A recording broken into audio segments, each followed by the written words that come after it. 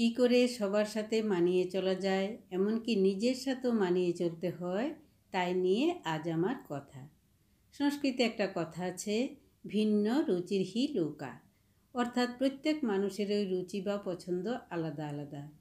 বিশ্বের সব মানুষই সব কিছু পছন্দ করে না, কিছু পছন্দ করে, কিছু অপছন্দ করে এবং সেই অনুযায়ী চলে। এটি যার যার সম্পূর্ণ ব্যক্তিগত ব্যাপার। কিন্তু গোল বাঁধে তখন যখন ব্যক্তির রুচি বা পছন্দ জীবনে চলার পথে কাঁটা হয়ে দাঁড়ায়। আমরা জানি সব মানুষ সমান নয়, সবার গ্রহণ ক্ষমতা বা মানিয়ে চলার ক্ষমতাও সমান নয়।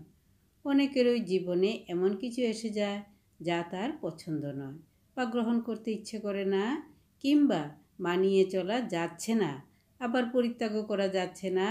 অপারগ অবস্থা, না খাওয়া যাচ্ছে, না উগড়ে ফেলা যাচ্ছে। এমত অবস্থায় মানিয়ে চলার ক্ষমতার কৌশলটা জানতে হয়। প্রতিটি দিন, প্রতিটি ক্ষণ পরিবর্তিত হচ্ছে, পরিস্থিতি পাল্টে যাচ্ছে সব কিছু। তাই পরিবেশের সাথে, সময়ের সাথে মানিয়ে চলে জীবনকে বহতা নদীর মতো এগিয়ে নিয়ে যেতে হয়। নতুবা এক জায়গায় দাঁড়িয়ে থাকলে ডোবার জলের মতো পোকামাকড়ের বাসস্থান হয়ে উঠবে মন। তাই অ্যাডজাস্ট করে চলতে হয়। এখন এই মানিয়ে চলা বা অ্যাডজাস্ট করা প্রথম পদক্ষেপ হলো আমাদের শরীরের সাথে মনের সামঞ্জস্য বিধান। কারোর চেহারা বা দৈহিক গঠনের মধ্যে জন্মগতভাবেই কিছু ত্রুটি থাকতে পারে, যেমন নাক মোটা, চোখ ছোট, কালো গায়ের রং, তোতলানো বা দেহের গঠনগত কোনো ত্রুটি ইত্যাদি ইত্যাদি। এই ত্রুটিগুলি অনেকেরই নিজের কাছে পছন্দের নয়, এই জন্য মনে মনে সে দুঃখিতও থাকে। এই দুঃখ ধীরে ধীরে কারুর মনে অবসাদেরও সৃষ্টি করে। কেউ বা হয় হীনমন্যতার শিকার। এই জন্য নিজের সাথে নিজেরই মানিয়ে নিতে হয়। যার যা আছে তাতেই সন্তুষ্ট থাকতে হয় এবং উন্নতির পথে এগিয়ে যেতে হয়। নিজেকে নিজে সম্মান দিতে হয়। এটাই হলো মানিয়ে চলার প্রথম কলা। দ্বিতীয়ত, পরিস্থিতিকেও মানিয়ে নিতে হয়। কখন কী পরিস্থিতি আসবে মানুষ জানে না। আমার সুস্থিত পরিস্থিতিও যে কখন কোন সময় পাল্টে যেতে পারে।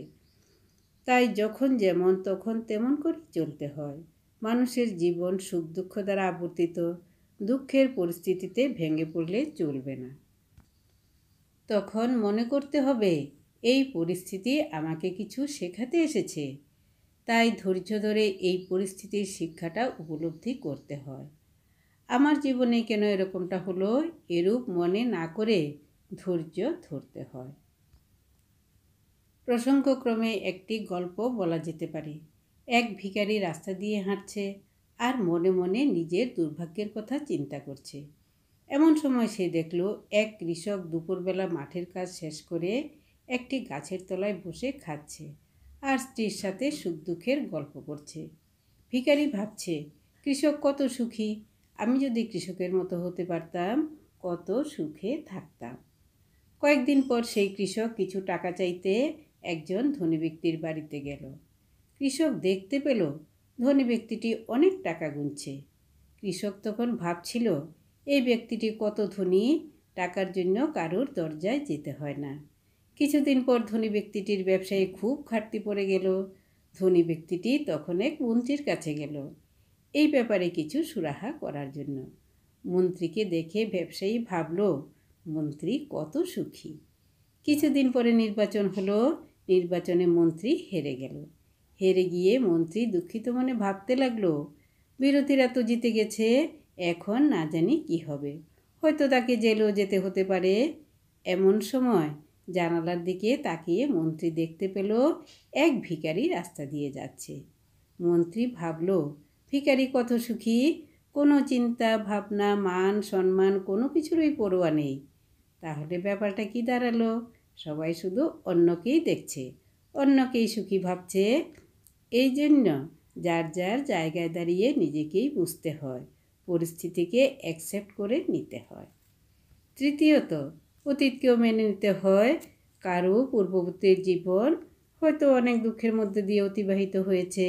এখন সেই কষ্টকর অতীতের মধ্যে পড়ে থাকলে শুধু কষ্টই পেতে হয়, এবং বর্তমানে সুখটাকেও গ্রহণ করা যায় না। যারা কষ্টকর অতীতের মধ্যে নিজেকে নিমজ্জিত রাখে তারা নিজেরও কষ্ট পায় এবং অন্যদেরকেও কষ্টে রাখে। আরও বিপজ্জনক অবস্থা হলো অনেকে অতীতের কষ্ট মনে রেখে শারীরিক ও মানসিক রোগের শিকার হয়ে পড়ে। তাই অতীতটাকেও মেনে নিতে হয় এবং এর থেকে শিক্ষা নিয়ে বাকিটা ভুলে যেতে হয়, নতুবা বর্তমানে সুখকর জীবনটাকেও উপভোগ করা যায় না। একটি উদাহরণ নেওয়া যায়। একবার এক নেশাগ্রস্ত ব্যক্তির গাড়ির সাথে আরেকটি গাড়ির ধাক্কা লাগে। গাড়িতে দুটি বাচ্চা সহ এক মহিলার মৃত্যু হয়। মধ্য ব্যক্তিটি টাকা পয়সা খরচ করে নিজেকে কোনো রকমে শাস্তির হাত থেকে বাঁচিয়ে নিলেও পরবর্তীকালে সে শুধু অনুশোচনায় দগ্ধ হতে থাকে। ধীরে ধীরে সে মৃত্যুর দিকে এগিয়ে যেতে লাগলো। মৃত্যুশয্যায় শুয়ে সে ফাদারের কাছে সব স্বীকার করে নিল। ফাদার তখন দুর্ঘটনার স্থান ও সময়ের কথা জিজ্ঞাসা করলেন। লোকটি সেই স্থানের নাম ও সময়ের কথা বলল। ফাদার বললেন, আপনি ভুল করছেন, গাড়িতে আরও একটি শিশু ছিল আর সেই শিশুটি হলাম আমি এখনও বেঁচে আছি, আপনি নিশ্চিন্তে ঘুমান। এ কথা শুনে ব্যক্তিটির মনে একটা প্রশান্তি নেমে এলো এবং শান্তিতে চিরনিদ্রায় শায়িত হলো।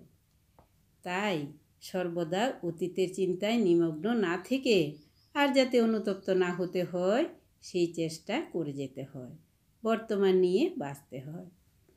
চতুর্থত, নিজের মনের দুর্বলতাকেও মেনে নিতে হয়। শারীরিক ত্রুটির মতো মানুষের মনেরও অনেক দুর্বলতা থাকে। আমি কেন ওর মতো পারি না, এরকম চিন্তাটি ভুল।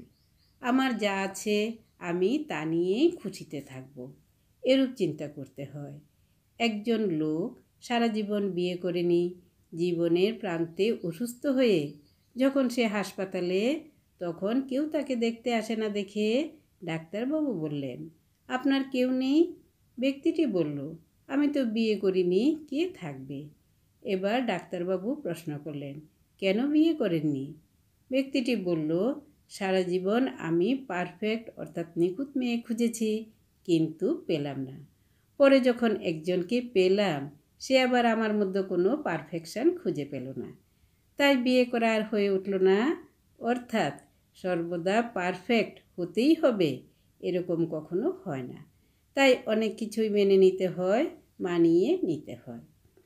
পঞ্চমত, অসফলতাকেও মেনে নিতে হয়। একটি ছেলে ক্লাসে সবসময় প্রথম হয়ে পরে ক্লাসে উঠে।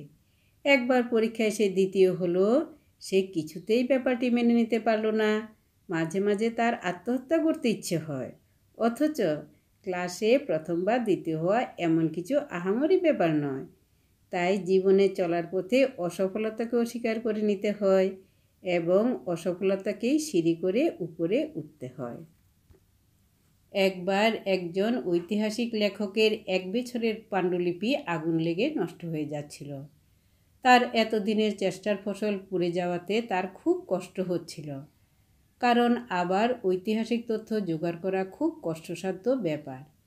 কিন্তু যেহেতু তার কিছু করার ছিল না, তাই শান্ত মনেই সে ধ্বংসলীলা দেখল এবং স্ত্রীকে ডেকে এনে তা দেখালো।